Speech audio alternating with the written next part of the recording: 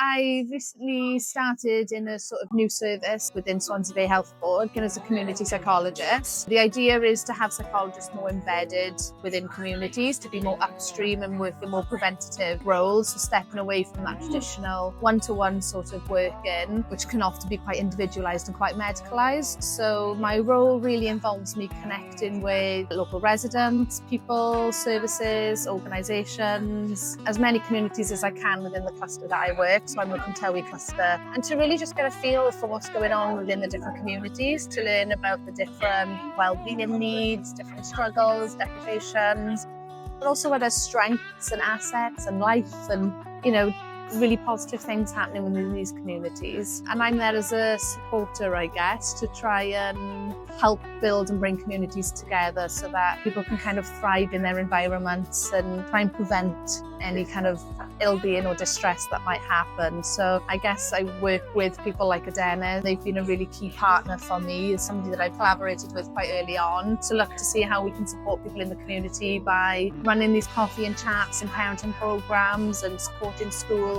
and local parents themselves in different ways that we can to try and build people's competence, resilience, skills, knowledge and resource as much as possible. So quite early on when me and Adenydd were meeting and were talking, I heard all about the different stuff that Adenydd offer, the different types of training and programs that they run.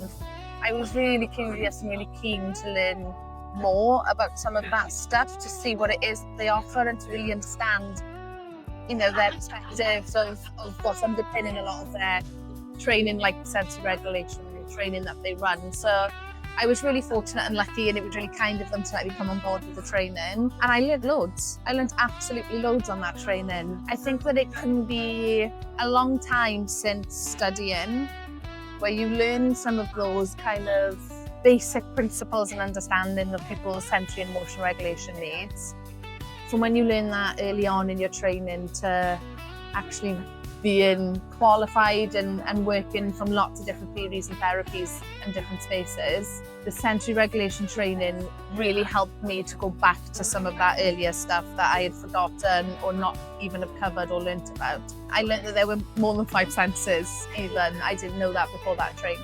I learned different tools that are actually helpful, so how to apply the theory into practice. I learned around the link between trauma-informed sensory regulation and neurodiversity sensory regulation and where those can overlap. The biggest thing that I took away from it, the thing that I found the most helpful, was how that can help people in reality, how it can give them tools and strategies and techniques that can really help them to understand not just what sensory regulation is, but actually these are the things that will help and these are the things that we can do. That was the biggest leap for me, I think, of what I found really helpful from it. I absolutely would recommend that other professionals do the sensory regulation training, partly because, I guess, similar to what I've just said, I think even if you feel like it's something that you should know or you have known or have done before, it's taught in a really lovely trauma-informed relational way that even if it acts as a kind of refresher, I'm sure that there is something in there that everybody will learn that is new, that they didn't realise they didn't know. But also I think that it does allow me to feel more confident when in spaces like this and working with parents and people that have different sensory needs, to think I actually know now some practical tools that will really help them that I didn't really necessarily know before, that hadn't been part of my everyday training.